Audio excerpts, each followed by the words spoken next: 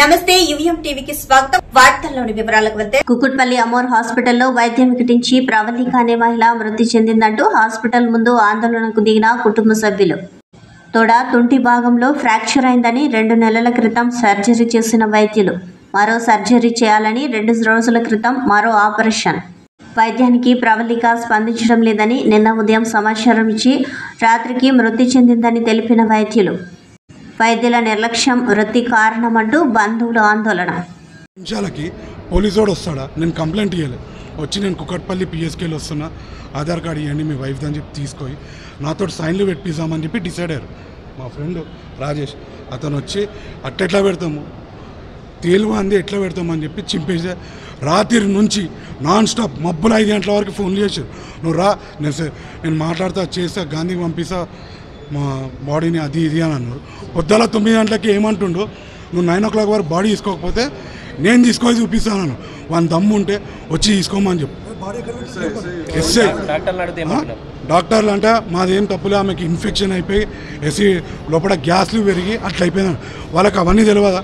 Surgery చేసేటప్పుడు sugar test అన్నీ చేస్తారు. ఆమెకి నేను ఒక్కటే రోజు 40 నుంచి 50 ఇంజక్షన్లు ఇచ్చారు.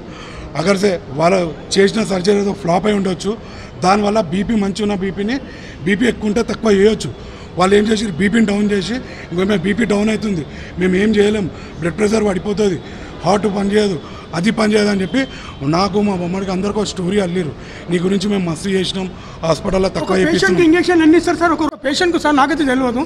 ఒక పేషెంట్కి ఇంజక్షన్ ఎన్ని ఇస్తారు? ఒక 1 డేలో ఒక రోజుకు ఎన్ని ఇస్తారు ఇంజక్షన్? ఇప్పుడు దీనికి ఆన్సర్ అయితే నా దగ్గర లేదు. నేను అనుకుంటా 2-3 ఇస్తారేమో అనుకుంటాను. 2-3 కంటే ఎక్కువ చెయ్యారు కదా.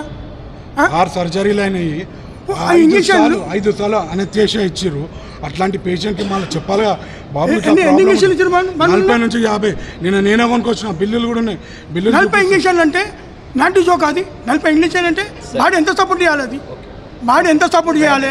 1-2 ఇంజక్షన్ 3 ఇంజక్షన్లు అయితే బాడీ న్యాయం జరగాల, ఇదైపోతుంది.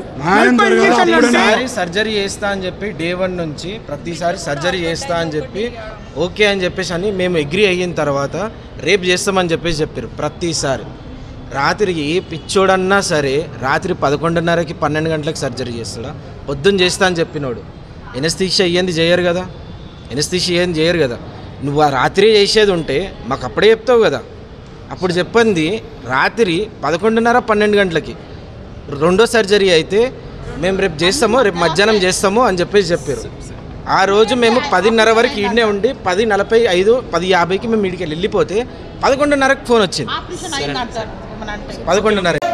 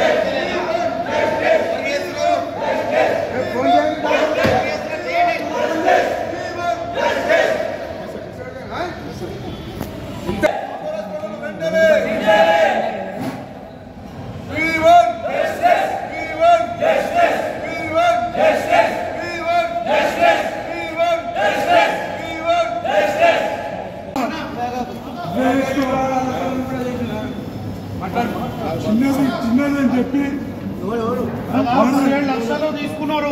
మనిషికి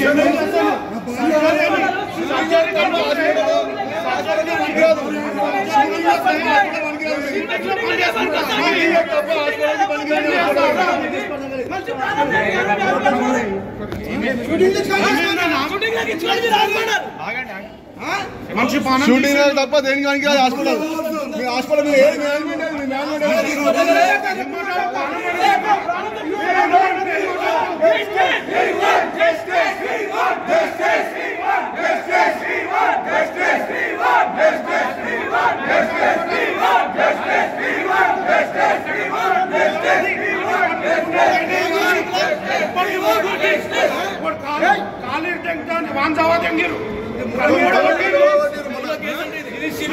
నా పేరు భానుప్రసాద్ అన్న, మా వైఫ్ పేరు ప్రవళిక. మార్చి 18కి మేము సనత్నగర్ నుంచి బీరంగూడకి వెళ్తున్నాము. మధ్యాహ్నం టైంలో ఇక్కడ అల్సబా హోటల్ కాడ యాక్సిడెంట్ అయింది. అయితే అప్పుడప్పుడు అక్కడ ఉన్న స్థానికులు అంబులెన్స్ బుక్ చేసి ఇక్కడికి తీసుకొచ్చారు. అంబులెన్స్ డ్రైవర్ కూడా బెస్ట్ హాస్పిటల్ అమ్మవారు మంచిది అది ఇది అని చెప్పి ఇక్కడికి తీసుకొచ్చారు. ఓకే, 2,80,000 సర్జరీ అవుతుంది, ఇట్లా పెల్విస్ ఒకటి బొక్కలు ఇరిపోయాయి అది ఇది అని చెప్పి చెప్పారు. సరే చేయించాం, మా దగ్గర అమౌంట్ లేకపోయినా సరే అడ్జస్ట్ చేసుకొని ఒక 2 రోజులు చేయించేసుకున్నాం. అది అయిపోయినాక బోన్స్ గురించి చెప్పారు మాకు, సిన్ను గురించి ఏం చెప్పలేరు. ఫస్ట్ ఆఫ్ ఆల్ బోన్ గురించి ఒకరోజు ఒక ఆపరేషన్ చేసిరు, నెక్స్ట్ డే ఇంకో ఆపరేషన్ అన్నారు, దాని నెక్స్ట్ డే ఇంకో ఆపరేషన్. ఏంది సార్ ఇట్లా అంటే వచ్చినప్పట్లో ఒక స్టోరీ చెప్తారు, మీకు అదైంది ఇదైంది అని చెప్పి అన్నీ చెప్పి కిషోర్ రెడ్డి అన్నట్టయినా అంతా చేసినాక ప్రతి వారం వస్తున్నాము, 1,00,000 రూపాయలు కడుతున్నాము. బ్లడ్ లేదంటారు, అది లేదంటారు, వారం 1,00,000 రూపాయలు తీసుకొచ్చి కడుతున్నాం. మొన్న అడిగినాం, నేను మా బొమ్మడిది, మేమేమో అంబానీలమ్మా, మా దగ్గర పైసలు మాతోటి కాదు సార్, మీరు అన్నారు కదా లాస్ట్ టైమే కుట్లు వేసేస్తున్నారుగా, కుట్లు వేసేసేయండి, మాతోటి కాదు అని చెప్పి అన్నందుకు సరే సాటర్డే వస్తే సాటర్డే లేడు, సెకండ్ సాటర్డే ఎవరైతే కిషోర్ రెడ్డి సర్జరీ చేస్తాడో ఆయన రాజమండ్రికి పోతాడంట ఫ్యామిలీతోటి గడపడానికి, మీరు మండే రోజు రండి అన్నాను. మండే రోజు వద్దాం అనుకున్నాం. మా వైఫ్ అప్పటికన్నది, నేను ఈసారి హాస్పిటల్ పోతే నన్ను చంపేస్తారు, నాకు నరకం చూపిస్తారు, వాళ్ళు ఉల్టా పల్టీ వేసి ఇట్టు పడితే అట్టు వేసేస్తారు, నేను రాను దాన్ని సంజాయించి చేసి మంగళవారం రోజు తీసుకొస్తే మధ్యాహ్నం చేయాల్సిన ఆపరేషను ఏమన్నా అంటే ఓటీలు ఖాళీ లేవు, ఓటీలో ఫుల్ బిజీ ఉన్నాయి అంటే మేము పైసలు కడతలేమా, ఫ్రీగా ఇస్తురా గవర్నమెంట్ హాస్పిటల్ ఇదేమన్నా, మేము పైసలు కట్టినాక ఓటీలో లేదు, వాళ్ళకి నచ్చితే టైం ఉంటే రాత్రి 11:30 12 గంటలకు ఆపరేషన్లు చేస్తారు. చేసింది వచ్చింది, ఎవ్రీ టైం ఆపరేషన్ అయితే పిలిచి మాట్లాడిపిస్తారు. మొన్న రాత్రి ఆపరేషన్ అయినప్పుడు ఖాళీ మా అత్తమ్మకి చూపించారు, పంపించేసారు. పొద్దుల 6 గంటలకు పోతే చేతులు కట్టేసారు, ఆమెకి మత్తు దిగింది, ఇట్లా అని చెప్పి విన్న నోట్లో పైప్ పెడితే రా అని చెప్పి పిలిచింది. నన్ను తీసుకుంటా సరే ఒక 1 అవర్ తీసుకుపోతామన్నాను. అన్న అర్ధ గంటకి ఫోన్ చేసి పిలిచి మీ చెల్లె క్రిటికల్ ఉంది, మీ వైఫ్ క్రిటికల్గా ఉంది, ఈ టైంలో మేము ఏం చేయలేము అంటే డయాలసిస్ కిడ్నీలకు ప్రాబ్లం, ఆమెకు ఒక కిడ్నీ ప్రాబ్లం లేదు, ఒక షుగర్ లేదు, ఓ బీపీ లేదు, యాక్టివ్ ఉంటుంది. 27 ఇయర్స్ ఉన్న ఆమెకి విల్ పవర్ ఎంత ఉంటుంది? హౌస్ వైఫ్ ఏమి కష్టపడి ఉప్పర్ పనులు అవన్నీ ఇంట్లోనే ఉంటాయి కదా, తిని కూర్చున్నట్టు ఉంటాగా. నా భార్యని వీళ్ళు ఏదో ట్రీట్మెంట్ చేసి చంపేసారు అంతే. ఆ ట్రీట్మెంట్ ఫెయిల్ అయిపోయింది. ఇది ఒక హాస్పిటల్ కాదు, ఇది షూటింగ్లో. అది నిన్న కూడా ఆడ ఇప్పుడు బ్యాక్ సైడ్ పోండి, ఈరోజు షూటింగ్ ఎందుకు వెళ్ళారంటే చనిపోయిందని చెప్పేసి బ్యాక్ సైడ్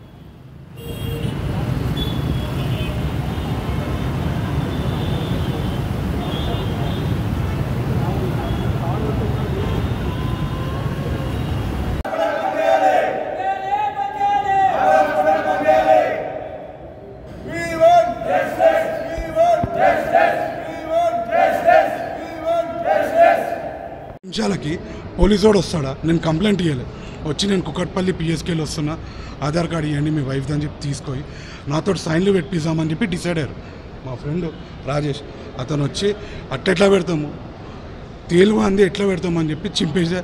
రాత్రి నుంచి నాన్ స్టాప్ మబ్బులు 5 గంటల వరకు ఫోన్లు చేశారు, నువ్వు రా నేను మాట్లాడతా చేస్తా గాంధీకి పంపిస్తా మా బాడీని అది ఇది అని అన్నారు.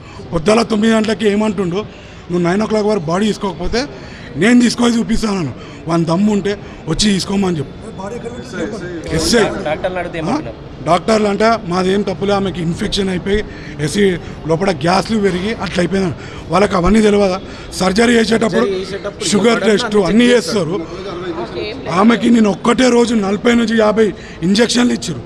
అగర్సే వాళ్ళు చేసిన సర్జరీ ఏదో ఫ్లాప్ అయి ఉండొచ్చు, దానివల్ల బీపీ మంచి ఉన్న బీపీ ఎక్కువ ఉంటే తక్కువ చేయొచ్చు. వాళ్ళు ఏం చేసి బీపీని డౌన్ చేసి ఇంకో మేము బీపీ డౌన్ అవుతుంది, మేము ఏం చేయలేం, బ్లడ్ ప్రెషర్ పడిపోతుంది, హార్ట్ పనిచేయదు, అది పనిచేయదు అని చెప్పి నాకు మా బొమ్మడికి అందరికీ ఒక స్టోరీ అల్లిరు. నీ గురించి మేము మస్తు చేసినాం, హాస్పిటల్లో తక్కువ చేపిస్తున్నాం. ఇంజక్షన్ ఎన్ని ఇస్తారు సార్? ఒక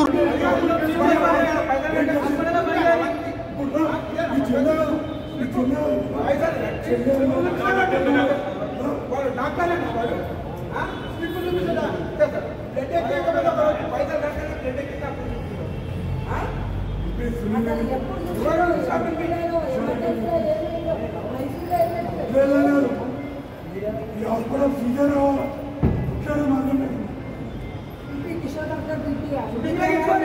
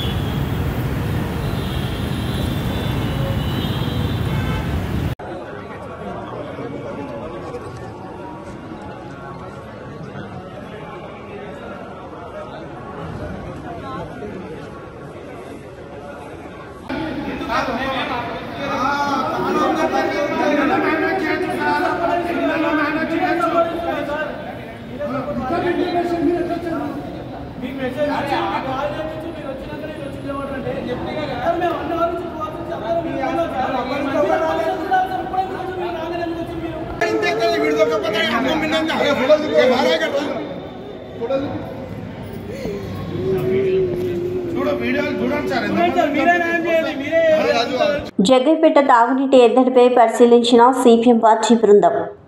జగ్గైపేట పట్టణంలో సుమారు 20,000 ఇండ్లకు ప్రధాన మున్సిపల్ తాగునీరు పాలేరు, కృష్ణా నదుల నుండి హెడ్ వాటర్ ద్వారా ప్రజలకు అందడం జరుగుతుంది. ఈ తాగునీరు ఈ వేసవి ప్రారంభం నుండి పైప్ లైన్ మరమ్మతులు, కరెంటు కోతలు, జనరేటర్కి డీజిల్ లేక జగ్గైపేట పట్టణంలో గల ఓవర్ హెడ్ ట్యాంకులు నీటి నింపక నీటి సమస్య తలెత్తుతుంది. ఈ సందర్భంగా సిపిఐ పట్టణ కార్యదర్శి జూనెబోయిన శ్రీనివాసరావు మీడియాతో మాట్లాడుతూ జగ్గైపేట పట్టణానికి గతంలో 2 పూటల మున్సిపల్ తాగునీరు అందిందని, ప్రస్తుతం 1 పూట మాత్రమే అరగంట నుండి గంటలోపే తాగునీరుని మున్సిపల్ వారు ప్రజలకు సప్లై చేస్తున్నారని ఆయన అన్నారు. ఈ 1 పూట చేసే సప్లై సైతం పైప్ లైన్ మరమ్మతులని, కరెంటు లేదని, జనరేటర్లకు డీజిల్ అందించకపోవడంతో ప్రజలు సకాలంలో తాగునీరు అందడం లేదని ఆయన విమర్శించారు. వేసవిని దృష్టిలో పెట్టుకుని పట్టణ ప్రజలకు నీరు అందించడంలో మున్సిపల్ అధికారులు, పాలకపక్షం వైఫల్యం చెందారని, ప్రజలు ఇంత ఇబ్బందులు పడుతున్నా మున్సిపల్ ప్రతిపక్షం మాత్రం నోరు మెదపకపోవడం బాధాకరమని ఆయన అన్నారు. ఇప్పటికైనా పట్టణ ప్రజలకు నిరాటంకంగా మున్సిపల్ తాగునీరు అందించాలని, లేని పక్షంలో ప్రజల పక్షాన సిపిఐ పార్టీ నీటి కోసం ఉద్యమిస్తుందని అన్నారు. ఈ సందర్భంగా సిపిఐ నియోజకవర్గ కార్యదర్శి అంబోజీ శివాజీ మాట్లాడుతూ పట్టణంలో ప్రధాన వీధులకే నీరు అందలేకపోతుందని, మరి శివారు ప్రాంతాల పరిస్థితులు ఏమిటని ప్రశ్నించారు. ఇప్పటికైనా అధికారులు మొద్దు నిద్ర వీడి పట్టణ ప్రజలకు నిరంతరాయంగా మున్సిపల్ తాగునీరు అందించాలని ఆయన తెలియజేశారు. ఈ కార్యక్రమంలో సిపిఐ పట్టణ నాయకులు మెటికల శ్రీనివాసరావు తదితరులు పాల్గొన్నారు. జగ్గైపేట పట్టణ నీటి సమస్య మీద భారత కమ్యూనిస్ట్ పార్టీ ఆధ్వర్యంలో మేము పరిశీలించాము. అన్ని క్షుణ్ణంగా పరిశీలించిన మీదట ఇంత సమస్య ఉన్నా కూడా మరి పట్టణ ప్రజలకు నీటి సరఫరా ఎలా సాధ్యమవుతుందో అర్థం కావట్లేదు. అయితే అధికారులంతా కూడా ముద్దు నిద్రను వీడి తక్షణమే ఈ సమస్యలన్నింటిని పరిష్కరించి పట్టణానికి నీటి సరఫరాను సక్రమంగా చేసే విధంగా చర్యలు తీసుకోవాలి. అదేవిధంగా పట్టణ ప్రజల లోపల ఉన్న సిటీకే సరైన సరఫరా చేయకపోతే శివారు ప్రాంతాలకు వాటర్ సప్లై ఎలా చేస్తారు? ఈ సమస్యను తక్షణమే అధికార పక్షం గుర్తించి ప్రతిపక్షం కూడా దీని మీద అవగాహన చేసుకొని ఈ సమస్యలు పరిష్కరించవలసిందిగా భారత కమ్యూనిస్టు పార్టీ తరఫున డిమాండ్ చేస్తా ఉన్నాం.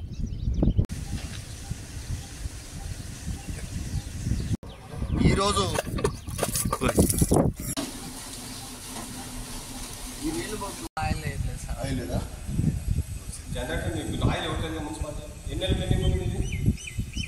జీతాలా 6 మంత్స్ వస్తాయన్న. వాడు తెలియగలడా, మనం తెలియగలడా? వాడే తెలియగలడు.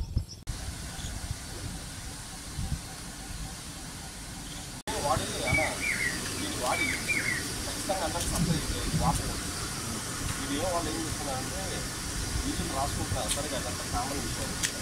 వాసన చెడిపోయింది, బాగులేదు.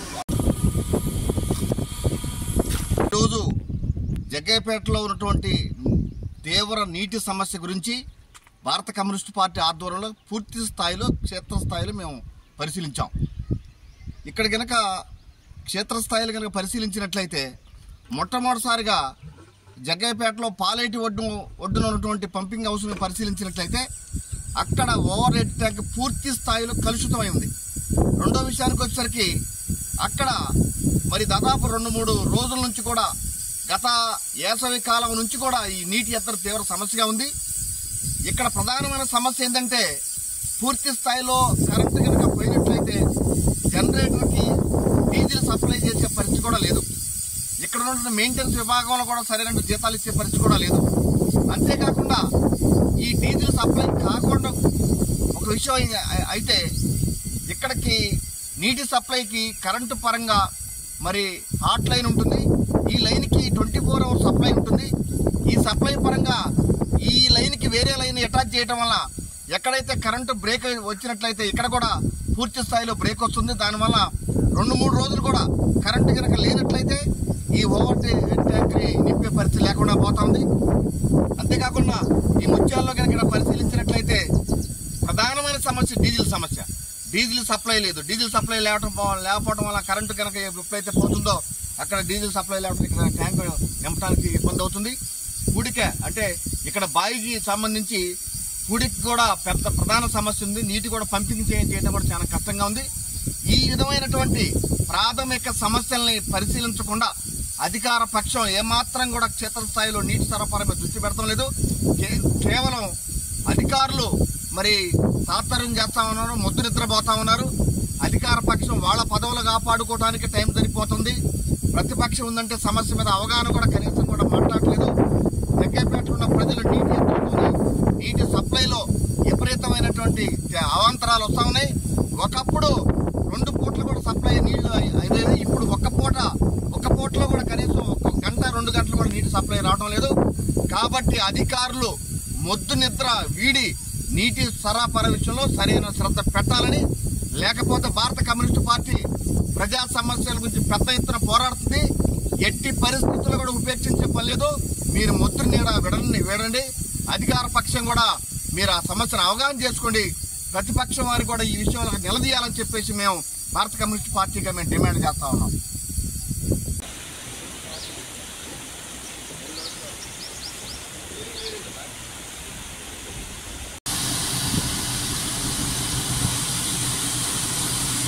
జీతాలు ఇయ్యరా, వీళ్ళకి డీజిల్ రాదా, కరెంట్ లైన్కి. స్టీల్ ప్లాంట్ స్కూల్ దగ్గర ఉద్రిక్తత.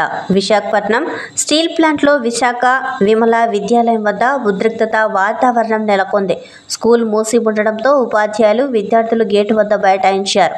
2500 మంది విద్యార్థులు ఉన్న స్కూల్ మూసివేయడం దుర్మార్గమైన చర్య అని ఆరోపించారు. స్టీల్ ప్లాంట్ యాజమాన్యం, విద్యాశాఖ అధికారులు వెంటనే స్పందించాలి. విద్యార్థుల భవిష్యత్తును కాపాడాలని అన్నారు. ప్రభుత్వం విద్యార్థులకు అండగా నిలబడాలని అన్నారు. నేను విశాఖ విద్యాలయంలోని 2007 బ్యాచ్ అనమాట. నేను ఇక్కడ మాకు ఎంత బాగా అయిందంటే ఎడ్యుకేషన్, మేమందరూ మా ప్లాంట్ లోని కానీ ఎక్కడైనా సరే వాతావరణంకి కానీ ఎటువంటి ప్రాబ్లం లేకుండా ఈ స్కూల్ మాకు చాలా చాలా మంచిగా చూసుకునేది. అసలు యాక్చువల్ గా ఈ స్కూల్ మూసేస్తున్నారు అని అంటే చాలా పేద పిల్లలకి, చాలా వాళ్ళకి పట్టుకొట్టినట్టే. ఇది ఏంటవుతుంది అని అంటే ఇప్పుడు ఎడ్యుకేషన్ అన్నది చాలా ఇంపార్టెంట్. ఇప్పుడు మిడిల్ ఆఫ్ ది టైమ్ లోని స్టార్టింగ్ లోని ఇలా ఆపేయడం అన్నది చాలా ఘోరం. ఇప్పుడు ఇది ఇలా చేయడం కూడా ఇలాంటి వీళ్ళ భవిష్యత్తు గురించి ఆలోచించాలి, వీళ్ళ పేరెంట్స్ గురించి ఆలోచించాలి, వీళ్ళు లేట్ అవుతారా అన్నది కూడా ఆలోచించాలి మనం అందరం. ఇది అవుతుందంటే ఇప్పుడు చాలా మందికి ఏంటవుతుందంటే డబ్బులు ఉన్న వాళ్ళు వేరే స్కూల్స్ కానీ ఎవరైనా మూవ్ అవ్వగలుగుతారు. కానీ ఇక్కడ చదువుకుంటున్న వాళ్ళకి ఫ్రీ ఎడ్యుకేషన్. ఇంతకు ముందు అంటే మేము అందరూ ఫ్రీగానే చదువుకున్నాం. ఇప్పుడు తర్వాత ఇంగ్లీష్ మీడియం పెట్టారు, డెవలప్ అవుతూనే ఉంది. అలా డెవలప్ అవుతున్న దాన్ని స్కూల్ని మధ్యలో ఆపేయడం అన్నది చాలా ఘోరం. వీళ్ళ భవిష్యత్తు ఏటవుతుంది, ఎలాగవుతుంది. ఫెసిలిటీస్ కూడా చాలా బాగుంటాయి స్కూల్లో. ఫ్రీ ఎడ్యుకేషన్ అంటే పేరే తప్పించే కానీ ముందు స్కూల్ గ్రౌండ్ కానీ, లైబ్రరీ కానీ, ఎవ్రీథింగ్, ప్రతిదీ, స్పోర్ట్స్ కానీ, ఆర్ట్కి కానీ, ఎవ్రీథింగ్. కార్పొరేట్ స్కూల్స్ కి కాంపిటీషన్ గా ఉండే స్కూల్ అనమాట ఇక్కడ. అలాంటి స్కూల్ని ఇప్పుడు మూసేస్తున్నారు అని అంటే చాలా బాధాకరం. దీన్ని మాత్రం ఇలా జరగడానికి అవకాశం లేకుండా మేము అందరం, మా యొక్క బ్యాచెస్ మాత్రం అందరం కలిసి మేము పోరాడతాము. వీళ్ళందరికీ అన్యాయం జరగకుండా మేమైతే ఖచ్చితంగా చూసుకుంటాము. ఈ పిల్లల భవిష్యత్తేనే కాదు, ఇక్కడ చాలా మంది ఏంటంటే పేదవాళ్ళు కూడా ప్లాంట్ వాళ్ళు కాకుండా బయట వాళ్ళు కూడా ఇప్పుడు రీజాయినింగ్ అవ్వే ఛాన్సెస్ ఉన్నాయన్నమాట. అలాంటి వాళ్ళని కూడా ఇప్పుడు ఆపేస్తున్నారు అని అంటే చాలా దారుణం అనమాట. ప్రభుత్వం కొంచెం దీన్ని ఏదైనా చర్య తీసుకొని వీళ్ళందరినీ చూడాలన్నమాట. ప్రభుత్వం మారింది కాబట్టి మనకి భవిష్యత్తు కూడా మారాలి, వీళ్ళ పిల్లల్ని కూడా బాగా చూసుకోవాలి. వీళ్ళు ఒక్కొక్క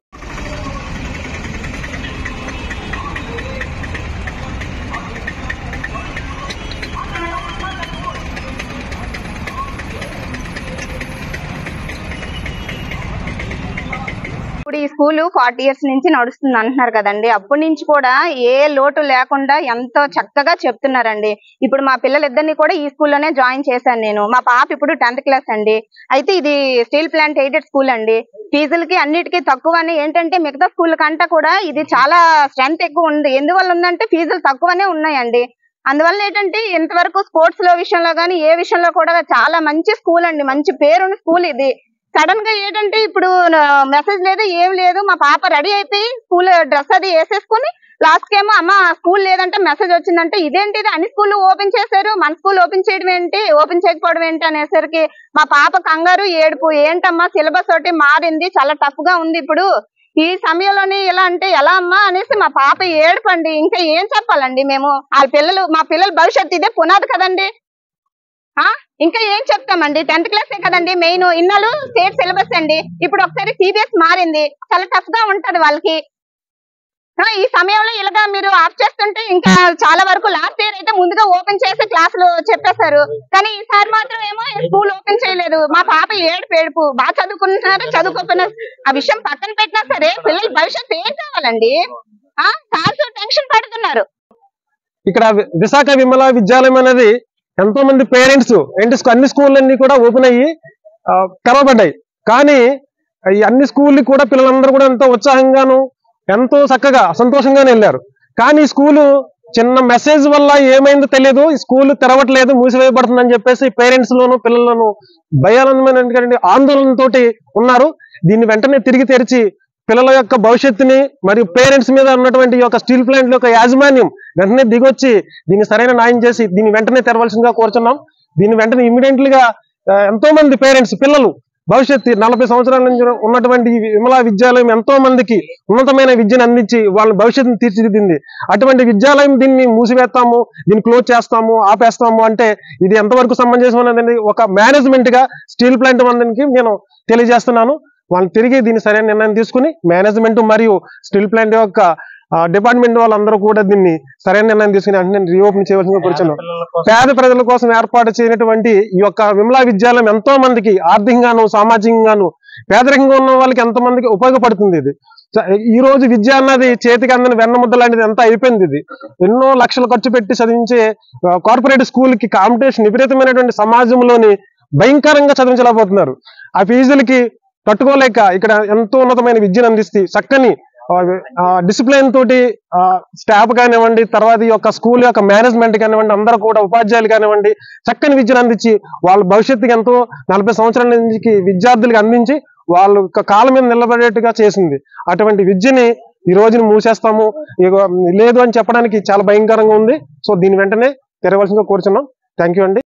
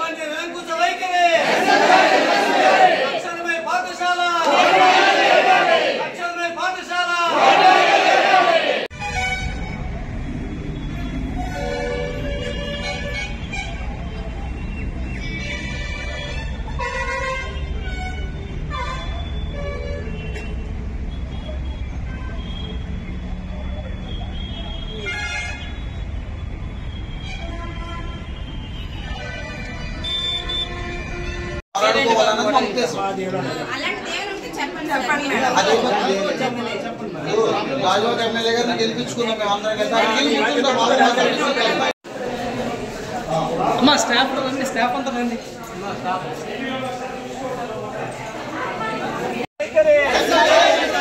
విశాఖ విమల విద్యాలయాన్ని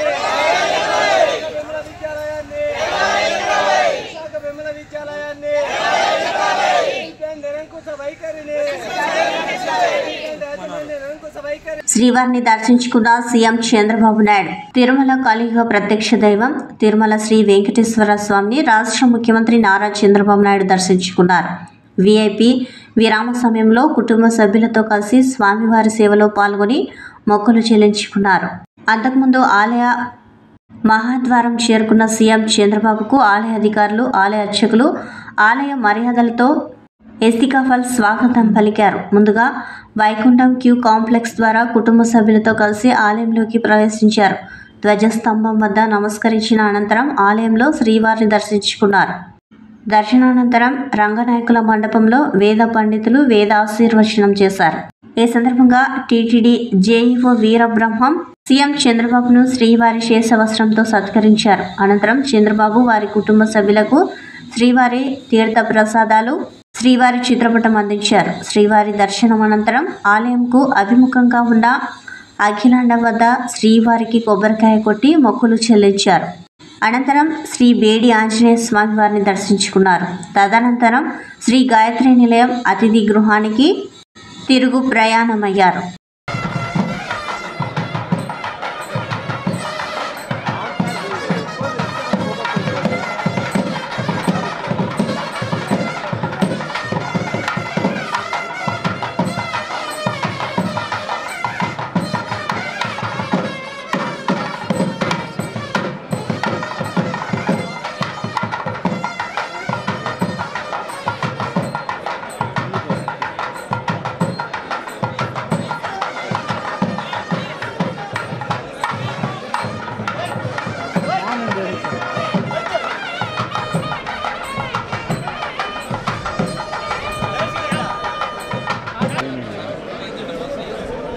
సార్ మీరు సైడ్ రావాలి సార్. సార్ మీరు సైడ్ రావాలి సార్. సైడ్ ఇవ్వండి సార్. ఇంకా సార్ సార్ సైడ్ రావాలి sir. Sir CM sir phone పెట్టారా అడ్డం అన్నా. అన్నా కొంచెం వెనక్కి రండి అన్నా. ఏంటంటే అంతే బాగా మీరు ఫోటోగ్రాఫ్స్ కొంచెం వెనక్కి రావాలన్నా. సార్ కొంచెం వెనక్కి రండి ప్లీజ్. సార్ కొంచెం సైడ్ ఇవ్వండి సార్. సార్ ఒక నిమిషం sir. CM sir. Sir sir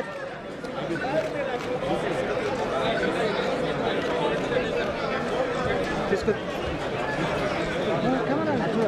నువ్వు బయటోడు నాయుడన్నా కెమెరా దోసేస్తున్నా.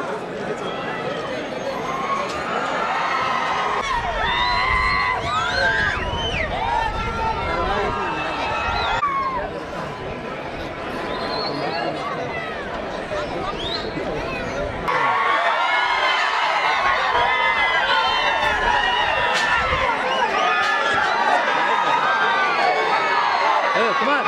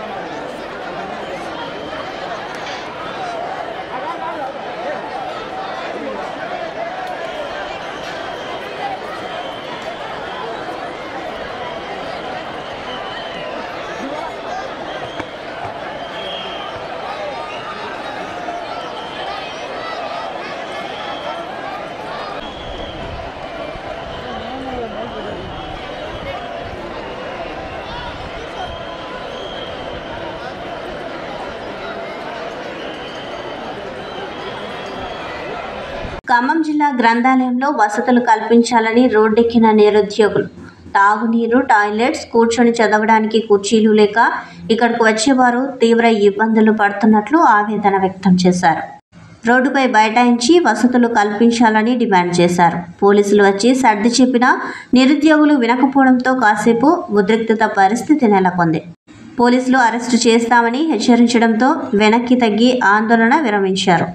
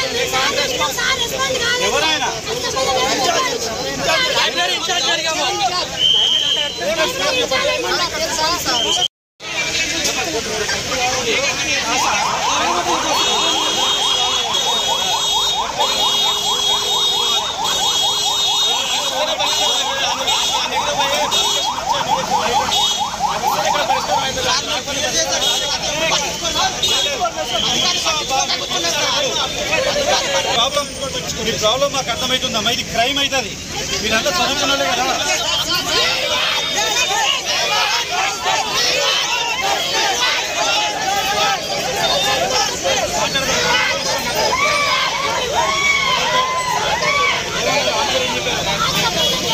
ఎవరి సంబంధం ఉందట?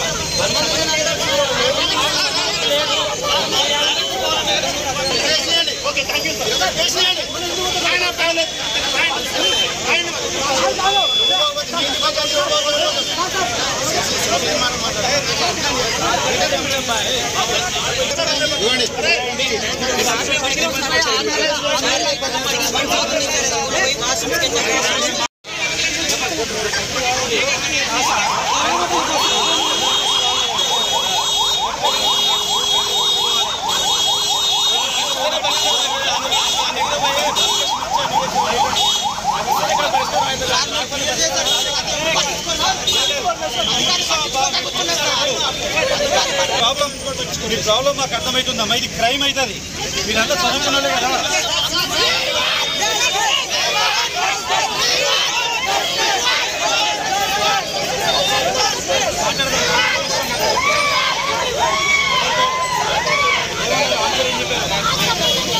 ఎవరి సంబంధం ఉందట?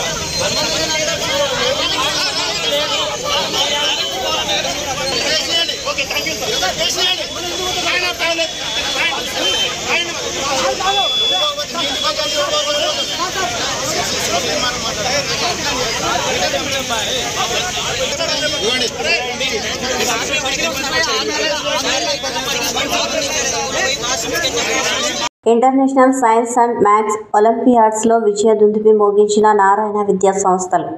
హైదరాబాద్ HBCSE భారత ప్రభుత్వ వారి సంయుక్త ఆధ్వర్యంలో జాతీయ స్థాయిలో అత్యంత ప్రతిష్టాత్మకంగా నిర్వహించే ఓరియంటేషన్ కమ్ సెలక్షన్ క్యాంప్ మరియు ఇంటర్నేషనల్ మ్యాథమెటికల్ ఒలింపియాడ్ ట్రైనింగ్ క్యాంప్కి నారాయణ నుండి అధికంగా 45 మంది విద్యార్థులు సెలక్షన్ సాధించారు. దేశవ్యాప్తంగా జరిగిన ఈ పోటీలో మ్యాథ్స్ ఒలింపియాడ్కు 11 మంది, కెమిస్ట్రీ ఒలింపియాడ్కు 2, ఫిజిక్స్ ఒలింపియాడ్కు 6, జూనియర్ సైన్స్ ఒలింపియాడ్కు 5, జూనియర్ ఆస్ట్రానమీకి 9 మంది, బయాలజీ ఒలింపియాడ్కు 1, ఆస్ట్రానమీ మరియు ఆస్ట్రోఫిజిక్స్ ఒలింపియాడ్కు 8 మంది, ఏషియన్ ఫిజిక్స్ ఒలింపియాడ్కు 2 నారాయణ విద్యా సంస్థలు అత్యంత కీలకమైన దశ అయిన ఓరియంటేషన్ మరియు ట్రైనింగ్ క్యాంపుకు అర్హత సాధించారని నారాయణ విద్యా సంస్థల మేనేజింగ్ డైరెక్టర్ డాక్టర్ పి సింధూర నారాయణ పేర్కొన్నారు. ఈ సందర్భంగా ఘన విజయం సాధించిన విద్యార్థులను నారాయణ విద్యా సంస్థల ఎగ్జిక్యూటివ్ డైరెక్టర్ కె పునీత్ ప్రత్యేకంగా అభినందించారు. Good afternoon media brothers and sisters. So మళ్ళీ మీ ముందు ఒక వెరీ గుడ్ న్యూస్తో వచ్చాం. మీ అందరికీ తెలుసు 49 started 2013 11th year 49 fertility centre running అనమాట. సో ఈరోజు I'm very thankful and grateful to God. More than 10,000 happy couples మన 49 ఫర్టిలిటీ నుంచి ఒక బండల్ ఆఫ్ జాయ్ బేబీతో వెళ్ళారు. ఈ రీసెంట్గా అయితే పెళ్ళి అయి 28 ఇయర్స్ తర్వాత కూడా ఎంతోమంది పిల్లలతో వెళ్ళారు. ఇన్ని ఇయర్స్ వెయిట్ చేసి పిల్లలతో వెళ్ళారంటే వాళ్ళకు ఒక అద్భుతమే అన్నట్టు. సో 49 ఫర్టిలిటీ సెంటర్ ఎప్పుడు ఏ ఆధునిక టెక్నాలజీ వస్తే కూడా మన ప్రజలు ఏపీ తెలంగాణలో ఉన్న ఇన్ఫర్టైల్ కపుల్స్ బయట ప్రదేశంకి వెళ్ళకుండా మన సొసైటీలోనే మన స్టేట్లోనే స్టేట్ ఆఫ్ ఆర్ట్ టెక్నాలజీతో అదే. బట్ ఏ టెక్నాలజీ మనం స్టార్ట్ చేస్తే అండి సక్సెస్ రేట్ చాలా ఇంప్రూవ్ అవుతుంది. Because baby is created in lab. ఇక్కడ పెళ్ళి అయిన చాలామందికి న్యాచురల్గా పిల్లలు అయిపోతుంది, వాళ్ళకి అది ఇంపార్టెన్స్ తెలీదు. బట్ మీ ఫ్యామిలీలో మీరు చూడొచ్చు, మీ ఫ్రెండ్ సర్కిల్లో చూడొచ్చు, ఒకరో ఇద్దరికి 10 years 15 years 20 years కూడా పిల్లలు అందరూ ఎంత బాధతో ఉంటారు. ఇటువంటి వాళ్ళకు కూడా వేరే ఎక్కడ వెళ్ళకుండా అతి ఆధునిక టెక్నాలజీతో ఒక బేబీతో వెళ్ళాలనేదే 49 విజన్ అన్నమాట. మనకి పిల్లలు ప్రాబ్లమ్స్తో వచ్చి పిల్లలతో వెళ్ళాలి. సో ఈ టెక్నాలజీ అఫ్కోర్స్ కొంచెము అడ్వాన్స్ టెక్నాలజీ. ఇప్పుడు ఆర్ఐ విట్నెస్ జిల్ట్రిక్స్ అనేది ఏపీ తెలంగాణ మొట్టమొదటిగా మేమే లాంచ్ చేసాం. బట్ స్టిల్ కాస్ట్ అనేది అఫోర్డబుల్లే ఉంది. ఎంత టెక్నాలజీ ఇంప్రూవ్ అవుతే కాస్ట్ మట్టికి అదే రీజనబుల్గా we have maintain the cost. ఇవన్నీ చేయటానికి I thank my all doctors. ఎందుకంటే ఒక్కరితో కాది పని. ఈ 25 కన్సల్టెంట్స్ మన టీంలో ప్లస్ మేనేజ్మెంట్ అందరూ ఒక సర్వీస్ భావనంతో end of the day we are doctors అండి. మనకు ఒక 10 మందికి యూజ్ అవుతే మేము సర్వీస్ చేసినట్టు. We are in service field. So we want to do best to the infertile couple. సో ఈరోజు ఇంకా వెరీ హ్యాపీ న్యూస్తో వచ్చాం మీ ముందు. ఎప్పుడు నార్మల్గా పిల్లలు లేకపోతే చాలామంది లేడీస్ ప్రాబ్లమే అని చెప్తారు. అది సహజంగా, ఎందుకంటే తనకే ప్రాబ్లం అంటారు. బట్ మీరు national institute of health NIH ప్రకారం గమనిస్తే పిల్లలు కాకపోవటానికి 45 to 50% రీజన్స్ ఈజ్ మేల్స్. ఇప్పుడు మీరు మన హైదరాబాద్లోనే తీసుకోండి, ఆల్మోస్ట్ ఒక 600 డాక్టర్స్ లేడీస్ డాక్టర్స్ ఉన్నారు ఈ ప్రాబ్లం ట్రీట్ చేసేది. బట్ మేల్స్ చూసే డాక్టర్స్ ఒక 10 మందినే. సో ఈ మేల్స్ ఎక్కడ వెళ్తున్నారు వాళ్ళకి అర్థం కావట్లేదు. నాకు ప్రాబ్లం ఉంది, ఎవరితో చెప్పుకోవాలని అర్థం కావట్లేదు. మేము ఐడెంటిఫై చేసాము. ఎంతోమంది మేల్స్ వస్తారు మన దగ్గర, బట్ ఎక్కువ చెప్పుకోలేకపోతారు. ఒక మేల్ డాక్టర్ ఉంటే మంచిగా తనదన్ని ప్రాబ్లమ్స్ చెప్పుకోవచ్చు. సో మేము అనుకున్నాం మా సొసైటీ ఏపీ తెలంగాణలో ఇంకా ఏదైనా చేయాలి మన పిల్లలు లేక బాధపడే మేల్స్కి. So we are very happy to introduce doctor Shashank. He is andrologist. అంటే పిల్లలు లేక బాధపడే మేల్స్ 50% వాళ్ళే ఉన్నారు. వాళ్ళు ఎక్కడ వెళ్తున్నారు వాళ్ళకి తెలియదు, అర్థం కావట్లేదు. So dedicated andrologist. అండ్ తన డిగ్రీ చూస్తుంటే he's done his degree from Italy, అంటే UK నుంచి. తర్వాత అమెరికా బర్మింగ్హామ్ నుంచి కూడా ఆండ్రాలజీ సర్టిఫైడ్ డిగ్రీ చేశారు. సో అన్ని అడ్వాన్స్ టెక్నాలజీ UK US ఉన్న టెక్నాలజీ మన హైదరాబాద్లో మన అంటే మేల్స్ ప్రాబ్లమ్స్ ఉన్న మేల్స్కి ట్రీట్ చేయడానికి is there all the time in fertility centre. మన 49లో ఉంటారు. And he's ready to serve infertile males also. So ఈ సందర్భంగా వీ థాట్ ఫాదర్స్ డే, ఇప్పుడు మనకి June 16th actually fathers day. ఎందుకంటే ఎప్పుడు చాలా కపుల్స్ వచ్చినప్పుడు మా వైఫ్కి ప్రాబ్లం లేదు మేడం, నాకు ఉంది ప్రాబ్లం, ఎవరు చూస్తారు అని అడుగుతున్నారు. సో ఇంతమందికి సర్వ్ చేయాలి కదా. So he's there in 49 fertility centre. ఈ ఫాదర్స్ డే స్పెషల్గా 49 ఫర్టిలిటీ సెంటర్ NCL బ్రాంచ్లో సంగీత గారు సినీ యాక్ట్రెస్ వస్తున్నారు. అండ్ ఆండ్రో మ్యాక్స్ అనేది ఒక డిపార్ట్మెంట్ని లాంచ్ చేస్తున్నారు. So end of the day మనం ఏం చేస్తే కూడా మంచిది చెడు చెప్పడానికి బయట మీ హెల్ప్ చాలా అవసరం. ఎందుకంటే ఎవ్రీ టైం 49 ఈరోజు ఉన్నంత అంటే మనం మంచి చేసి దాన్ని మీరు స్ప్రెడ్ చేశారు బయట. సో ఈ మేల్ ఇన్ఫర్టిలిటీలో డెడికేటెడ్ మేల్ ఆండ్రాలజిస్ట్ ఉన్నది మనం బయట చెప్పడానికి you are one of the reasons అండి. We respect your service in this field. మీరు కూడా ఎన్సిఎల్ బ్రాంచ్కి ఆన్ 15th వచ్చి ఈ ఇనాగ్రేషన్ ఆఫ్ మేల్ ఫర్టిలిటీ యూనిట్ని మీరు ప్రాపగేట్ చేసి మీడియాలో పెట్టి పిల్లలు లేక బాధపడే మేల్స్ ఎంతోమంది ఉన్నారు, వాళ్ళకి తెలియదు ఎక్కడ వెళ్ళాలని. కొంచెం మీరు హెల్ప్ చేస్తే సొసైటీకి సర్వీస్ చేసినట్టు ఉంటుంది. బికాస్ ఇక్కడ male fertility should be address now. It is epidemic అంటున్నారు, చాలాగా మనం చూస్తున్నాం. అండ్ మీకు తెలుసు 49 ఫర్టిలిటీ సెంటర్లో ఏదైనా కొత్తగా మనం చేస్తే మనము ఏదైనా సర్వీస్ చేయాలనే ఉంటుంది. రాజమండ్రి అండ్ తిరుపతి బ్రాంచ్ని ఇనాగ్రేట్ చేస్తున్నాం. ఈ హ్యాపీనెస్ కూడా మనం సొసైటీకి పంచుకోవాలి. అండ్ ఇంకా ఫర్టిలిటీ అన్నప్పుడు కాస్ట్ గురించి వరీ అవుతారు. సో ఈ మంత్ మనము ఐవీఎఫ్ ప్రాసెస్ని 25% డిస్కౌంట్లో అనౌన్స్ చేస్తున్నాము. ప్లస్ ఆండ్రాలజీ డిపార్ట్మెంట్ లాంచ్ చేస్తున్నాం. It's a very very important day for us. And society కూడా ప్లీజ్ స్ప్రెడ్ చేయండి. పిల్లలు లేక బాధపడే వాళ్ళు వచ్చి మళ్ళీ ఆ బండల్ ఆఫ్ జాయ్ బేబీతో వెళ్ళాలని ఆశిస్తున్నాం. Thank you so much. Tirupati branch functioning first నుంచి స్టార్ట్ అయిందండి. It is a state of art technology. ఎందుకంటే మనకి ఒక బేబీ ల్యాబ్లో క్రియేట్ అవుతుంది. సో ఆ ఊర్లో కూడా బెస్ట్ టెక్నాలజీ. మళ్ళీ వాళ్ళు హైదరాబాద్కి రావాల్సిన అవసరం లేదు. ఎందుకంటే ఫర్టిలిటీ ట్రీట్మెంట్లో 10-15 days వాళ్ళు డెడికేట్ చేయాలి. సో ఎన్నోసారి వీఆర్ సీయింగ్ కర్నూలు, రాజమండ్రి ఇక్కడి నుంచి వచ్చి ఇక్కడ స్టే చేస్తున్నారు 10-15 days. ఇప్పుడు రాజమండ్రిలోనే బ్రాంచ్ చేస్తే అక్కడున్న పేషెంట్స్కి చాలా యూజ్ అవుతుంది. It's a total. Very good afternoon అండి. ఈరోజు ఒలింపియాడ్ రిజల్ట్స్ అనౌన్స్ చేశారు. అయితే మీ అందరికీ తెలుసు Narayana group JEE and NEET ట్రైనింగ్తో పాటు ఎక్సలెంట్గా ఒలింపియాడ్స్ కూడా స్టూడెంట్స్కి ట్రైనింగ్ ఇస్తూ స్కూల్ లెవెల్ నుంచి కాలేజ్ లెవెల్ నుంచి ట్రైనింగ్ ఇస్తూ స్టూడెంట్స్ని కేవలం నేషనల్ లెవెల్ ఎగ్జామినేషన్కే కాకుండా ఇంటర్నేషనల్ లెవెల్ ఎగ్జామినేషన్స్లో కూడా పార్టిసిపేట్ చేసేటట్టు చేస్తోంది. And every year gold medal, silver medal, bronze medals లాంటి మెడల్స్ని ఇండియా కోసం వాళ్ళు అచీవ్ చేసేటట్టుగా ట్రైనింగ్ అన్నది నారాయణ గ్రూప్లో ఇవ్వబడుతోందని మీ అందరికీ తెలుసు. అలాగే ప్రతి ఇయర్ లాగా ఈ ఇయర్ కూడా మేము 45 స్టూడెంట్స్ని ఓసీఎస్సీ క్యాంప్కి పంపించాము. ఓసీఎస్సీ క్యాంప్ హెచ్పిసిఎస్సి వాళ్ళు ఆర్గనైజ్ చేస్తారు. అయితే దీనిలో డిఫరెంట్ ఒలింపియాడ్స్కి స్టూడెంట్స్ పార్టిసిపేట్ చేయడం అన్నది జరుగుతుంది.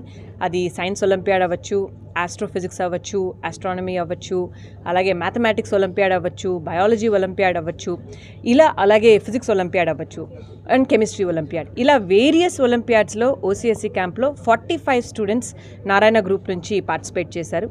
అయితే ఓవరాల్గా కంట్రీ నుంచి 22 స్టూడెంట్స్ని సెలెక్ట్ చేసి India has been sending students to international olympiads participation. ఈ ఇయర్ ఆ 22 స్టూడెంట్స్ ఎవరైతే సెలెక్ట్ అయ్యారో ఇంటర్నేషనల్ లెవెల్లో ఇండియాని రిప్రజెంట్ చేయడానికి, ఆ 22లో 10 స్టూడెంట్స్ నారాయణ స్టూడెంట్స్ అవ్వడం మాకెంతో గర్వకారణం. అందుకే ఈరోజు ప్రెస్ మీట్ అన్నది ఆర్గనైజ్ చేశాం. 10 out of 22 అంటే 45% of the students who are representing India have come only from one organisation, that is Narayana group. That goes on to show the strength of Narayana's academic power. మనకి ఒలింపియాడ్స్లో participate చేయాలంటే కేవలం theoretical నాలెడ్జే సరిపోదు, అలాగే practical knowledge కూడా deep rooted practical knowledge ఇవ్వాలి. Students నీట్కి ఎలా అయితే ప్రిపేర్ అవుతారో దాంతోపాటు వాళ్ళకి ప్రాక్టికల్గా సెషన్స్ని ఆర్గనైజ్ చేస్తాము. To go in to the lab, to, as someone was stating, to cut frog, examine the RNA and DNA of the animal. అలా అంటే ఒక సింపుల్ ఎగ్జాంపులే చెప్తున్నాను. అలాగే ఎవరైతే ఆస్ట్రోఫిజిక్స్కి పార్టిసిపేట్ చేస్తారో వాళ్ళకి నైట్ సెషన్స్ దూరంగా తీసుకెళ్ళి ఎక్కడైతే స్కై క్లియర్గా ఉంటుందో లైక్ రన్ ఆఫ్ కచ్ వరకు తీసుకెళ్ళి 7 PM నుంచి 7 AM వరకు మా దగ్గర ఉన్న బెస్ట్ ఆఫ్ ద ఫ్యాకల్టీ వాళ్ళతో ఉండి ఒక టెలిస్కోప్ని ఎలా యూస్ చేయాలి, స్టార్స్ని ఎలా గేజ్ చేయాలి, దాని నుంచి ప్రాక్టికల్గా ఎలా మనము ఆన్సర్ చేస్తే మనం బెస్ట్ మెడల్స్ని ఇండియాకి కొట్టగలము అని వాళ్ళకి టీచ్ చేయడం అన్నది జరిగింది.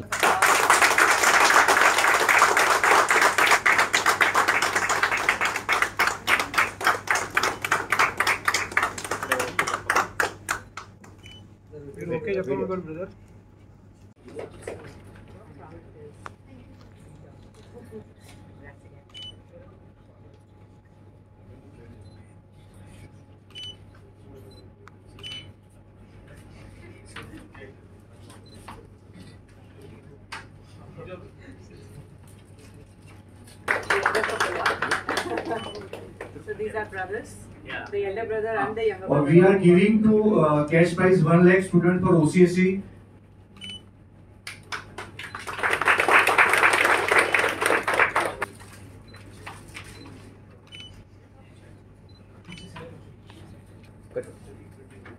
For the OCSE IPHO and represent to Asian Regional Olympiad. He is the youngest one who selected for the OCSE in last time. He gets prize of 2.5 lakhs.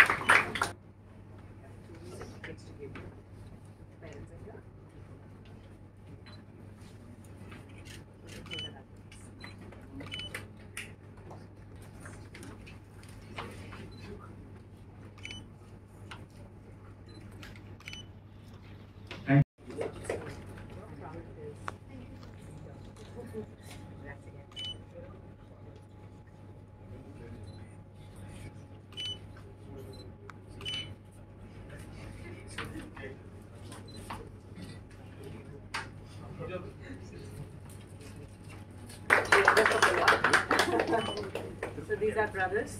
The elder brother and the younger Or brother. we are giving to cash prize 1 lakh student for OCSE.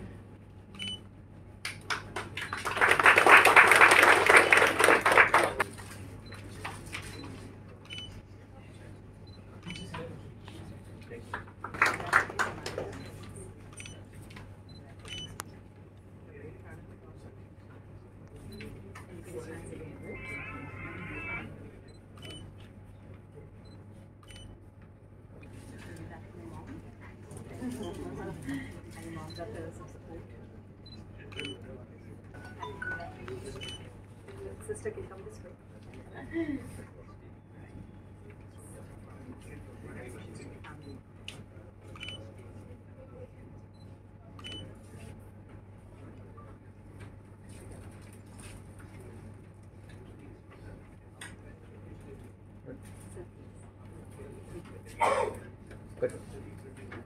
For the OCSE IPHO and represent to Asian Regional Olympiad. He is the youngest one who selected for the OCSE in last time. He gets prize of 2.5 lakhs.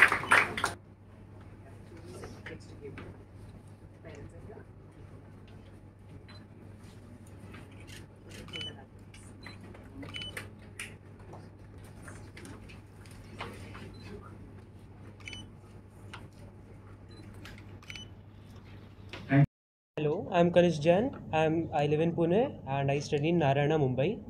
I represented India in the Asian Physics Olympiad held in Malaysia from June 3 to June 9 this year. So it ended like 2 or 3 days ago. Narayana has helped me throughout my journey in Physics Olympiad from NSEP, the first stage, till the last stage, which is the APHO.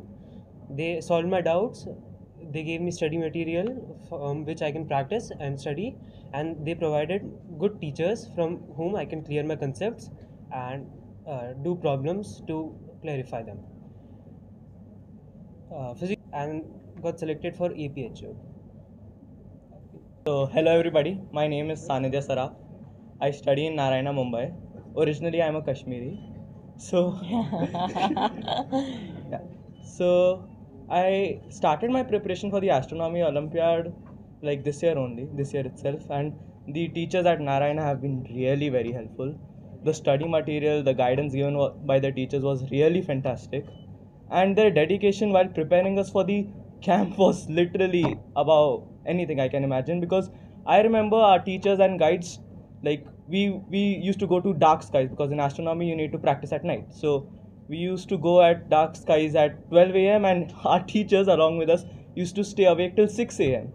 Until that time we were practicing, they were guiding us how to use the telescope. So of course this help is something which you really need when you need to excel in such competitive camps, and I guess I received that very well. So I'm very happy. Everyone, I am Bani Brata. I am basically from West Bengal, but I have been staying in Hyderabad. So during my whole astronomy preparation and also for the preparation of the camp, this institute has helped me in both theory and practicals also.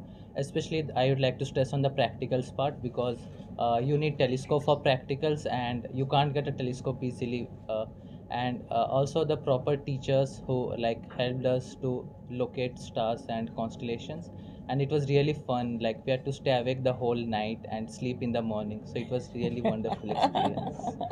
So I'd like to thank Nana a lot for that. They have been supportive in academics as well as non-academics, from the management, faculties and everything. Very good afternoon అండి.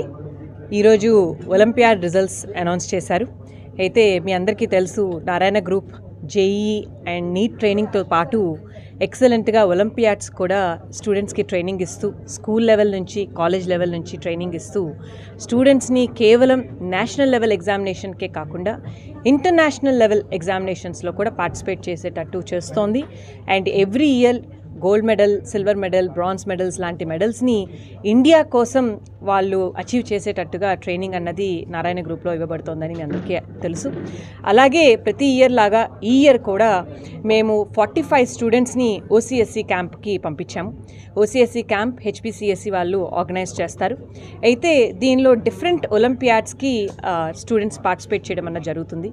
అది science olympiad అవ్వచ్చు, astrophysics అవ్వచ్చు, astronomy అవ్వచ్చు, అలాగే mathematics olympiad అవ్వచ్చు, biology olympiad అవ్వచ్చు, ఇలా అలాగే ఫిజిక్స్ ఒలింపియాడ్ అవ్వచ్చు అండ్ కెమిస్ట్రీ ఒలింపియాడ్, ఇలా వేరియస్ ఒలింపియాడ్స్లో ఓసీఎస్సీ క్యాంప్లో 45 స్టూడెంట్స్ నారాయణ గ్రూప్ నుంచి పార్టిసిపేట్ చేశారు. అయితే ఓవరాల్గా కంట్రీ నుంచి 22 స్టూడెంట్స్ని సెలెక్ట్ చేసి India has been sending students to international olympiads participation. ఈ ఇయర్ ఆ 22 స్టూడెంట్స్ ఎవరైతే సెలెక్ట్ అయ్యారో ఇంటర్నేషనల్ లెవెల్లో ఇండియాని రిప్రజెంట్ చేయడానికి, ఆ 22లో 10 స్టూడెంట్స్ నారాయణ స్టూడెంట్స్ అవ్వడం మాకెంతో గర్వకారణం. అందుకే ఈరోజు ప్రెస్ మీట్ అన్నది ఆర్గనైజ్ చేశాం. 10 out of 22 అంటే 45% of the students who are representing India have come only from one organisation, that is Narayana group. That goes on to show the strength of Narayana's academic power. మనకి ఒలింపియాడ్స్లో participate చేయాలంటే కేవలం theoretical నాలెడ్జే సరిపోదు, అలాగే practical knowledge కూడా deep rooted practical knowledge ఇవ్వాలి. Students నీట్కి ఎలా అయితే ప్రిపేర్ అవుతారో దాంతోపాటు వాళ్ళకి ప్రాక్టికల్గా సెషన్స్ని ఆర్గనైజ్ చేస్తాము. To go in to the lab, to, as someone was stating, to cut frog, examine the RNA and DNA of the animal. అలా అంటే ఒక సింపుల్ ఎగ్జాంపులే చెప్తున్నాను. అలాగే ఎవరైతే ఆస్ట్రోఫిజిక్స్కి పార్టిసిపేట్ చేస్తారో వాళ్ళకి నైట్ సెషన్స్ దూరంగా తీసుకెళ్ళి, ఎక్కడైతే స్కై క్లియర్గా ఉంటుందో లైక్ రన్ ఆఫ్ కచ్ వరకు తీసుకెళ్ళి 7 PM నుంచి 7 AM వరకు మా దగ్గర ఉన్న బెస్ట్ ఆఫ్ ద ఫ్యాకల్టీ వాళ్ళతో ఉండి ఒక టెలిస్కోప్ని ఎలా యూస్ చేయాలి, స్టార్స్ని ఎలా గేజ్ చేయాలి, దాని నుంచి ప్రాక్టికల్గా ఎలా మనము ఆన్సర్ చేస్తే మనం బెస్ట్ మెడల్స్ని ఇండియాకి కొట్టగలము అని వాళ్ళకి టీచ్ చేయడం అన్నది జరిగింది. సీతారామ ప్రాజెక్టు పనులను పరిశీలించిన తెలంగాణ మంత్రులు. అశ్వపురం, భద్రాద్రి కొత్తగూడెం జిల్లా అశ్వపురం మండలం అమ్మవారిపల్లి సీతారామ ప్రాజెక్టు వే నుంచి పనులను డిప్యూటీ సీఎం బట్టి విక్రమార్క, సాగునీటి పారుదల శాఖ మంత్రి ఉత్తమ్ కుమార్ రెడ్డి, మంత్రులు తుమ్మల నాగేశ్వరరావు, పొంగిరెడ్డి శ్రీనివాసరెడ్డి గురువారం పరిశీలించారు. వ్యూ పాయింట్ వద్ద సాగునీటి అధికారులు ఏర్పాటు చేసిన సీతారామ ప్రాజెక్టు ఫోటో ప్రజెంటేషన్ను తిలకించారు. ఇప్పటి వరకు పూర్తయిన సీతారామ ప్రాజెక్టు పనుల వివరాలను డిప్యూటీ సీఎం మంత్రులకు సాగునీటి పారుదల శాఖ అధికారులు వివరించారు. తర్వాత మంత్రులు పంప్ హౌస్ పనులను పరిశీలించడానికి వ్యూ పాయింట్ నుంచి బయలుదేరారు.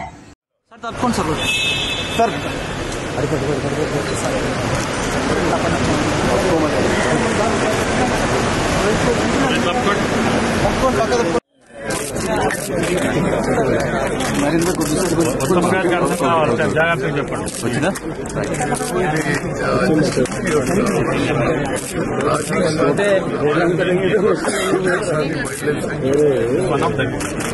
తర్వాత అది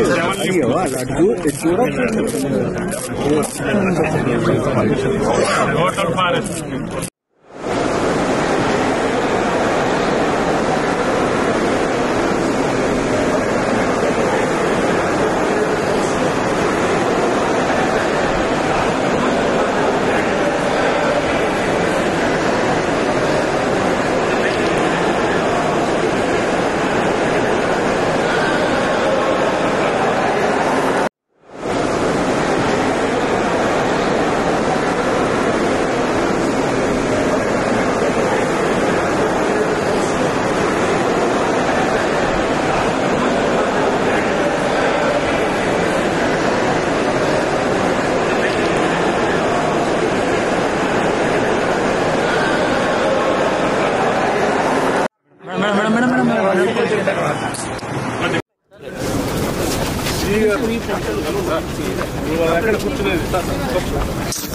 అన్నా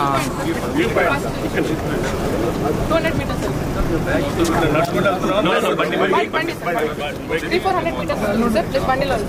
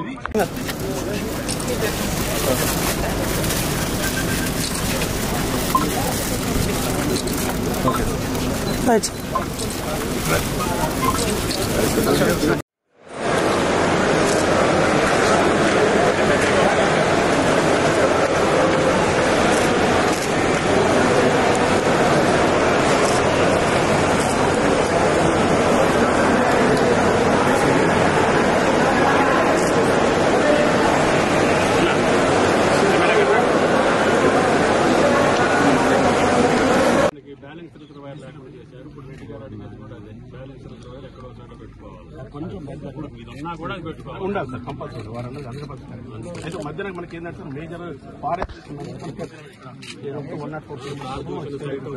అది తర్వాత అయినా కొడుకుప్పుడు కాదు మన కండెన్స్ అయ్యే లోపల అది ప్లాన్ చేసుకుంటుంది. ఇది తీసి ఫిక్స్ అయిపోతుంది.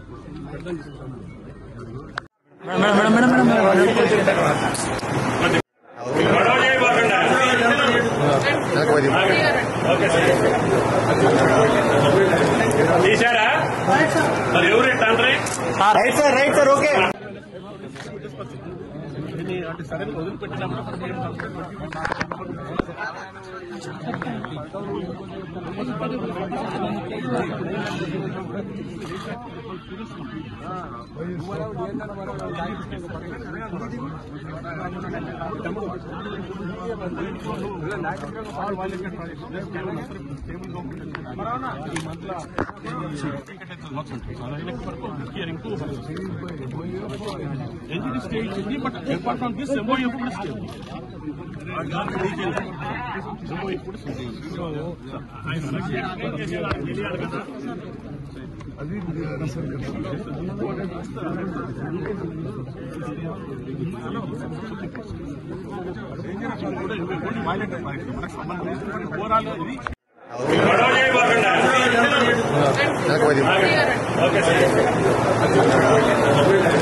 తీసారా మరి ఎవరు తండ్రి? Right sir, right sir, okay.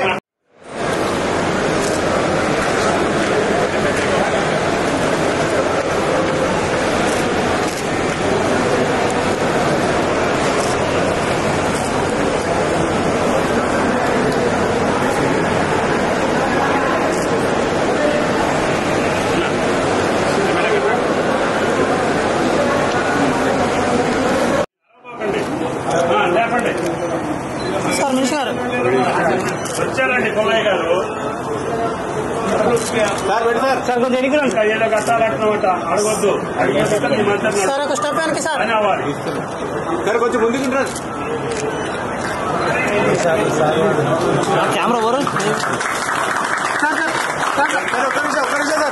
Sir కొంచెం ఎన్నిక సార్ కొంచెం గ్యాప్ థ్యాంక్ యూ సార్.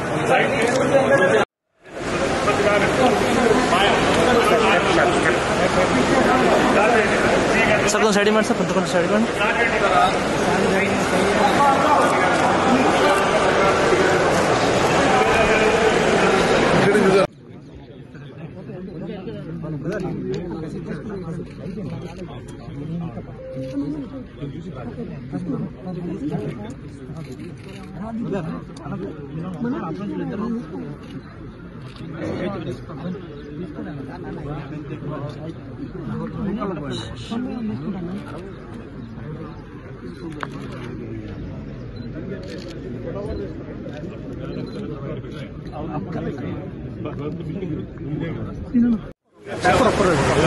మీరు కూడా పోలీసు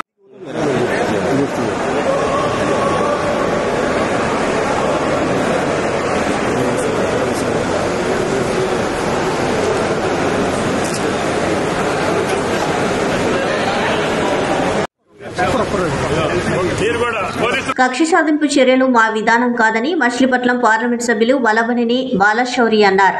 జన సైనికులు కూడా ఎక్కడా దాడులు దౌర్జన్యాలకు దిగవద్దని కోరారు. గత ప్రభుత్వంలో జన సైనికులను ఇబ్బందులకు గురి చేసిన వారిని చట్ట ప్రకారం చర్యలు తీసుకుంటామని అన్నారు. జనసేన పార్టీ నుండి పోటీ చేసి విజయం సాధించిన తర్వాత తొలిసారి మచిలీపట్నం వచ్చిన ఆయన స్థానిక ఆర్ఎన్బి అతిథి గృహంలో మీడియాతో మాట్లాడారు. మచిలీపట్నం పార్లమెంట్ను అన్ని విధాలా అభివృద్ధి పరచడమే తన లక్ష్యమని అన్నారు. పవర్ ఫైనాన్స్ కార్పొరేషన్ ద్వారా వచ్చే రుణంతో బందర్ పోర్టు నిర్మాణాన్ని ఏడాదిన్నరలో పూర్తి చేసి జాతికి అంకితం చేస్తామని అన్నారు. భారత్ పెట్రోలియం కార్పొరేషన్ వారితో మాట్లాడి మచిలీపట్నంకు ఆయిల్ రిఫైనరీ తీసుకువచ్చేందుకు కృషి చేస్తామని అన్నారు. ఈ ప్రభుత్వం మీద ప్రజల తిరుగుబాటు అని చెప్పేసి అనొచ్చు.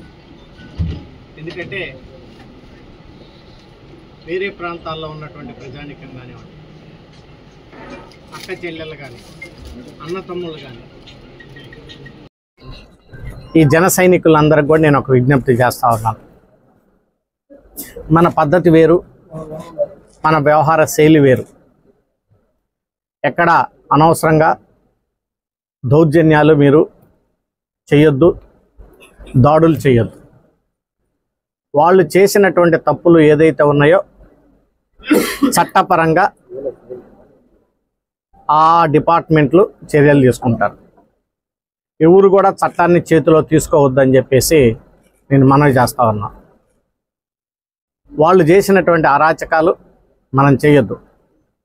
పవన్ కళ్యాణ్ గారు కూడా ఈ విషయం గురించి స్పష్టంగా చెప్పారు. మనం ఒక క్రమశిక్షణ కలిగినటువంటి జన సైనికులుగా, కార్యకర్తలుగా మనం ప్రవర్తించాలనేటువంటిది ప్రతి ఒక్క జన సైనికుడిని నేను కోరుతా ఉన్నాను. అందరం కాన్సన్ట్రేట్ చేయాల్సింది అభివృద్ధి మీద. అదే రకంగా ప్రజలకు ఉన్నటువంటి సమస్యలు, ప్రధానమైనటువంటి సమస్యల మీద మనం అర్థం చేసుకొని ఆ సమస్యలను పరిష్కరించడానికి గెలిచిన అభ్యర్థులందరం కూడా కృషి చేయాలి. పవర్ ఫైనాన్స్ కార్పొరేషన్ ద్వారా లోన్ తీసుకొచ్చి పోర్టుని డెవలప్ చేస్తూ ఉన్నాం. ఒక 1.5 yearsలో నాకు తెలిసి ఆ పోర్టును కంప్లీట్ చేసి దాన్ని ఇక్కడ ప్రజలకు అంకితం చేస్తాం, జాతికి అంకితం చేస్తాం. ఆ పోర్టు పక్కన ఉన్నటువంటిది దాదాపు 4-5 వేల ఎకరాల ల్యాండ్లో ఒక మంచి ఇండస్ట్రియల్ హబ్గా తయారు చేసి అనేక మందికి ఉపాధి అవకాశాలు కలిగే విధంగా ఒక చక్కటి ప్లాన్ తోటి నేను కృషి చేస్తాను. ఈరోజు ఎక్కడ ఒక న్యూస్ చూశాను. భారత పెట్రోలియం కార్పొరేషన్ వాళ్ళు ఈ రాష్ట్రంలో దాదాపు ఒక 3-4 రిఫైనరీస్ పెడదామని చెప్పేసి ఎక్కడ ఒక న్యూస్ చూశాను. ఆ 3-4 రిఫైనరీస్ పెట్టేటప్పుడు వైనాట్ మచిలీపట్నం అనేది కూడా నేను ఆలోచిస్తాను. ఒకటి ఎందుకు కాకూడదు అనేది. సో వైనాట్ అంటే ఇలాంటి ఆలోచనలు రావాలి. సో అర్థం లేనటువంటి ఆలోచనలతోటి, ఊరికి పిచ్చి మాటలతోటి టైం గడపటం కంటే రిఫైనరీ, ఇండస్ట్రియల్ హబ్, ప్రజలకి ఏ రకంగా ఉద్యోగాలు ఇవ్వాలి, దీనికి వైనాట్ మచిలీపట్నం. సీఎం హోదాలో తొలిసారి రాష్ట్ర సచివాలయంలో బాధ్యతలు స్వీకరించేందుకు వస్తున్న ఏపీ సీఎం చంద్రబాబు నాయుడుకు ఘన స్వాగతం పలికేందుకు అమరావతి రైతులు భారీ ఏర్పాట్లు చేస్తున్నారు. టన్నుల కొద్దీ పూలతో ఆయనకు ఘన స్వాగతం పలికేందుకు ఏర్పాట్లలో నిమగ్నమయ్యారు. సుమారు 7 కిలోమీటర్ల మానవహారం నిర్వహించి భారీ స్వాగతం పలికేందుకు ఏర్పాట్లు చేస్తున్నారు. చంద్రబాబు గారికి స్వాగతం పలకడానికి ఇదో మేమందరం ఇట్లా పూలు చేస్తున్నామండి. 2 టన్నుల పైన పూలు తెచ్చారు.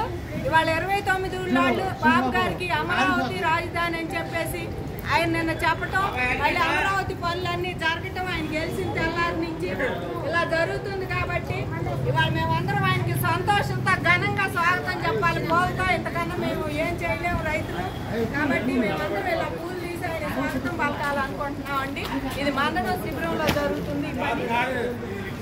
తప్పకుండా బాబు గారిని గెలిపించినందుకు ఆంధ్రప్రదేశ్ ప్రజలందరికీ ధన్యవాదాలు తెలుపుకుంటున్నాం.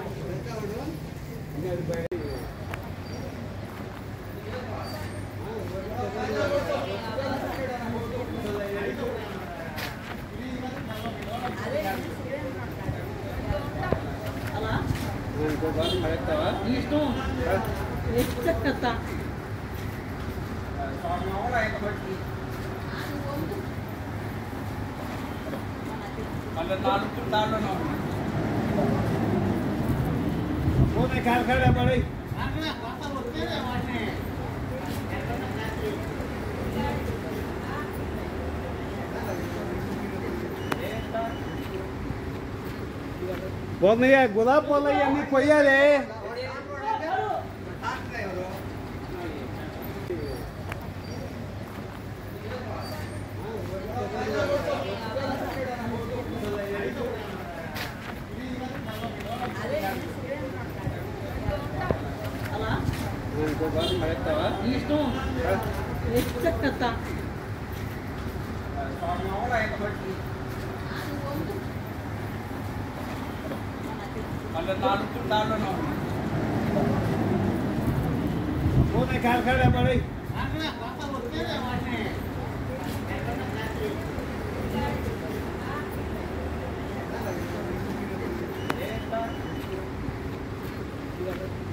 గులాబ్ పూలు అన్నీ కొయ్యాలి.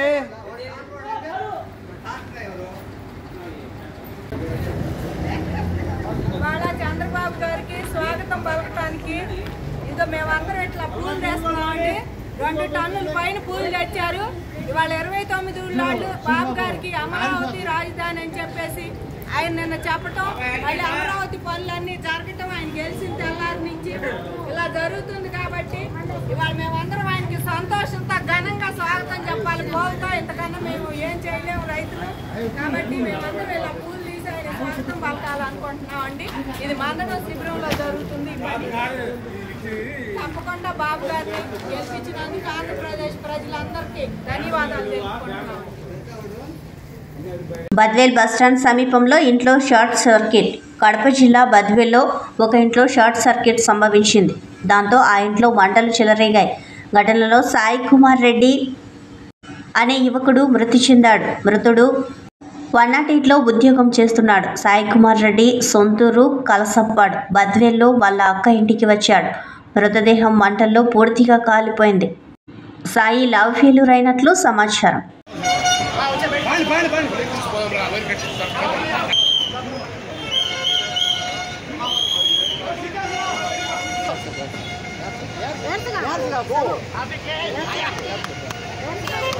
సాయి కుమార్ రెడ్డి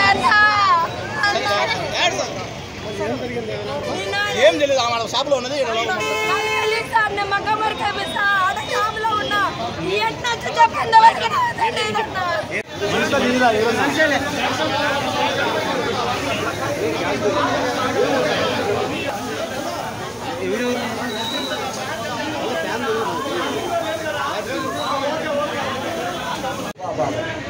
రోల్ షేప్ అండి, రోల్ షేప్ అండి.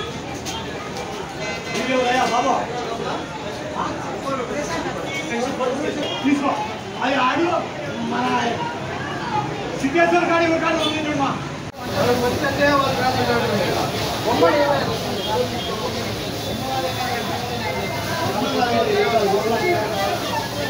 మనిషేలే